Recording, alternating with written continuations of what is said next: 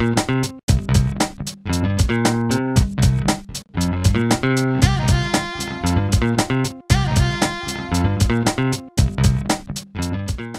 speaking. Welcome to my video on my top painting aid tips. And this is a video response to my mate Dunk. He's running a competition. Basically just show you your top tips really. So I'm going to start with the age-old one, which is paintbrushes.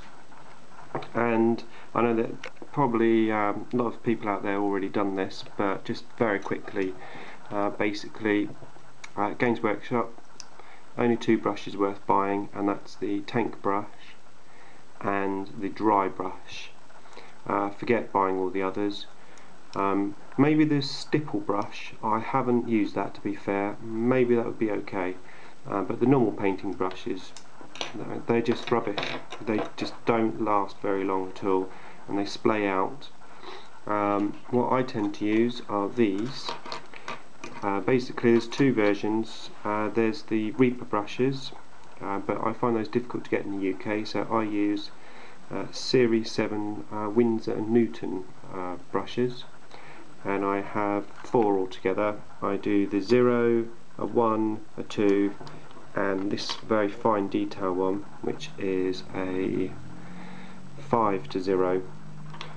Okay, probably not much of a tip because I think everyone knows about this anyway, but my top tip is for brushes, when you wash them in cold water and not hot water. Hot water will deteriorate the brush hair much quicker than cold water. So that's my first top tip: wash your brushes in cold water, not hot. Second tip is for when you're painting these, or something similar. This is a camera bean bag, but I'm sure you could have a little bag with some polystyrene chips in. You don't need two necessarily, one would do, although I use two. Basically one hand on here, and just really comfortable rest. This is for your painting, and then the other hand, which is holding the model, goes on the other pad like so, and it makes it just really comfy. I just got fed up of that being like this with my hands on the edge of the table and just really achy arms, and this just solved it. So most of these tips really are just from my experience, that's all. So that's tip number 2. Get yourself some bean bags, or at least one bean bag. Tip number 3, and these are things that I've recently discovered, which basically it's about blending. And we all know that blending can be quite trying at times. I mean, you can look at YouTube videos and watch people blend and how they blend. Everyone tends to have different techniques, and I personally have found that watching the videos is totally different from actually doing the blend yourself. So there's two products that I'm going to introduce to you which I think are fantastic. Now the first product is this one here, which is called Liquid Retarder. Now what that does, basically it helps out for wet blending. You mix your paint up, you just put a drop of this in, and what it does, it keeps the paint wet for longer. So it's not like a wet palette, not like that. What I mean is, when you actually put the paint onto the model, it will actually stay wet for much longer than if you just had, say, water with it, or just straight paint. So it's ideal for wet blending, where you're blending from one wet colour into another wet colour. Just keeps the working time basically longer. So fantastic product. I get these from the same place as I get my brushes from in the UK. I think it's called Ken Bromley, but Google search will come up with that. I'm sure there's plenty of places selling it. So that's the first one. I think this bottle's about £7, something like that. But I've hardly made a dent in it. I mean, that's going to last forever, I'm sure. Now the other product, which I've also discovered, which is going to be very useful for dry blending, and that's this one. This is called Flow Improver, and this is fantastic. All you do, as opposed to mixing water with your paint, is you just put a few drops of this, and it makes the paint go from opaque to translucent. So obviously the more of this you put in, the more translucent it is, and it's fantastic for having a dry base coat and then basically blending an extra paint into that base coat. I found it fantastic really. It does the job very well. Okay, it's another investment, it's another £7, but once again I think it's going to last quite a long time, this bottle.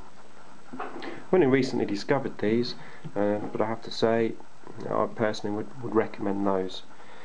So well, there you go. I think that's 4 tips. I was going for 5, so here we go. Right, my final tip is a product which you will definitely need for painting, and that is water. Yes, here we go. Here's my water little tub. Not much in there. All day let have been painted purple. So basically, adding water to your paint is well worthwhile. I'll always add, even if it's just a tiny bit of water to the paint, just to stop it from getting too dry and clumpy, going on too thick. But also what I've discovered with water is it's fantastic for making a glaze.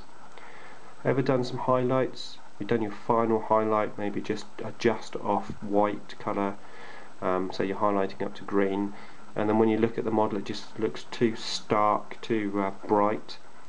Well, what I always do when I'm in that position is I'll take one of the colours, one of the greens, usually quite near the base coat, and I put lots of water in the paint, not too much, but make it quite watery, and then basically almost wash it very lightly over the highlights, and basically called glazing, and that just tones down the highlights and just makes it look a little bit more, well, basically makes it look a little bit more blended in.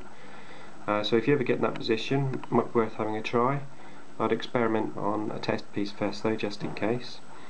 So there you go, that's a few of my top tips. Hopefully something from there was useful to you. I shall continue to paint what's under these tubs here, and I'm not allowed to show you, but I'm painting my Sear Council under there.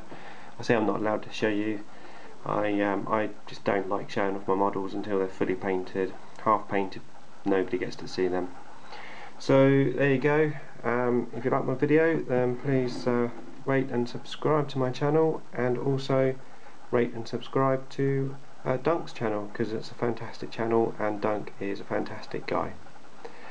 Links all below. I'll put a link to the paintbrush and fluid people, and I'll put a link obviously to Dunk's channel as well. Okay, thanks for watching.